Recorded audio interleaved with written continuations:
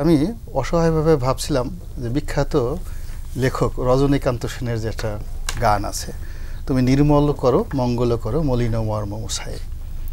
অর্থাৎ আমাদের সারা বাংলাদেশের মানুষের মন খারাপ, ভারাক্রান্ত হৃদয়, কষ্ট পাচ্ছে। আওয়ামী লীগের লোক কষ্ট পাচ্ছে, বিএনপির লোক কষ্ট পাচ্ছে, জামাতের লোকও কষ্ট পাচ্ছে, সবার মনে কষ্ট। এবং এই কষ্টটা হলো আমরা বুঝতেছি না যে কোথা থেকে কি ঘটলো। কারণ আওয়ামী লীগকে আমরা সারা জীবন দেখেছি পাকা খেলোয়াড়, দুই হাতে খেলেছে।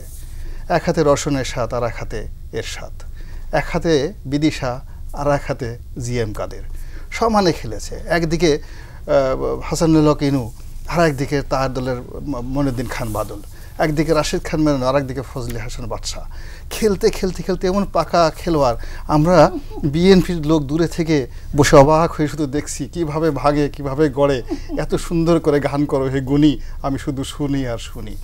তো এই অবস্থাতে যখন এই কোটা বিরোধী আন্দোলন হলো, আমরা ধরে নিয়েছি অতীতের মতো কোনো স্বাভাবিক খেলাধুলাই হচ্ছে। কেননা ছাত্রদের আন্দোলন ছিল একেবারেই অহিংস, তাদের দেখে সুবোধ বালকের মতো মনে হচ্ছিল এবং খুবই শান্তিপূর্ণভাবে। এবং ছাত্রলীগও অন্যান্য জায়গাতে যেভাবে তারা খুব হম্বিতম্বি করে, তারা দেখলাম লিবারেল, অনেক লিবারেল। তখন আমাদের একটা সন্দেহ হলো যে এটা কোনো একটা সরকারের চালটাল হতে পারে। ওই যে দেখলাম যে ইন্ডিয়াকে রেলের করিডোর দেওয়া হবে, এই জিনিসগুলো ধামাচাপা দেওয়ার জন্য সামাজিক মিডিয়াতে মনে হলো যে এটা সাজানো গোছানো এরকম কিছু একটা বিষয়। হঠাৎ করে এই একটা জ্বলে উঠলো। তখন আবার মনে করলাম যে যারা খুব বেশি খেলাধুলা করে, বড় বড় যারা সাপুড়ে, তাদের সাপুড় কামড়িয়ে মারা যায়, বেশি খেলতে গেলে সমস্যা হয়, হয়তো কোনো জটিলতা তৈরি হয়ে গেছে। এখন এই জটিলতা হতে হতে আজকের এমন জায়গাতে এসে পৌঁছে গেছে। এখন আমরা আসলে এখানে যে কজনই আছি, আমি তোমরা হয়তো সবাই এখানে অভিজ্ঞতা সম্পন্ন আমার চেয়ে, আমার মাথায় ঢুকছে না কোথা থেকে কি হলো। I just like to ask many question.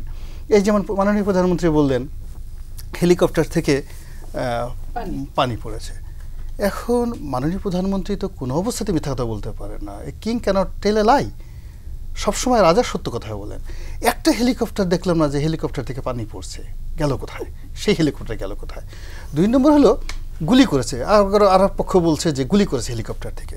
এখন আজকে মাসুদ বিন মোমেন, ওনার মতো ভদ্রলোক মানুষ, জেন্টেলম্যান মানুষ, জ্ঞানী গুণী, তার জ্ঞান নিয়ে আমি রীতিমতো চমকিত যে বাংলাদেশে এইরকম একজন অভিজ্ঞ পররাষ্ট্র সচিব আছে। তিনি আজকে বলে দিলেন যে বিভিন্ন অ্যাঙ্গেল থেকে, মিলিটারি অ্যাঙ্গেল থেকে আমরা পরীক্ষা নিরীক্ষা করে দেখেছি, হেলিকপ্টার থেকে গুলি আসলে জানালার ভিতর দিয়ে ওখানে মাথার ভিতরে যেতে পারে না। এরপরে তো আর কোনো কথা থাকে না।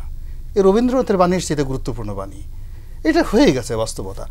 এখন এই কথাগুলো মিলাতে পারছি না।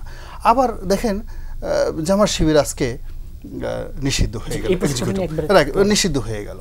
তো এই যে জামাত শিবির এই সমস্ত কাজকর্ম করার পর আবার জামাত শিবিরকে যদি আজকে নিষিদ্ধ করে দেওয়া যায়, মানে প্রথম থেকে আন্দোলন যেভাবে শুরু হলো আর আজকে পর্যন্ত যে ঘটনাগুলো ঘটছে, ইংরেজিতে যেটিকে বলা হয় কনসিস্টেন্সি, ধারাবাহিকতা, সেই ধারাবাহিকতায় আমার যে বুদ্ধি, সেই বুদ্ধিতে একটার সাথে একটা মিলতেছে না।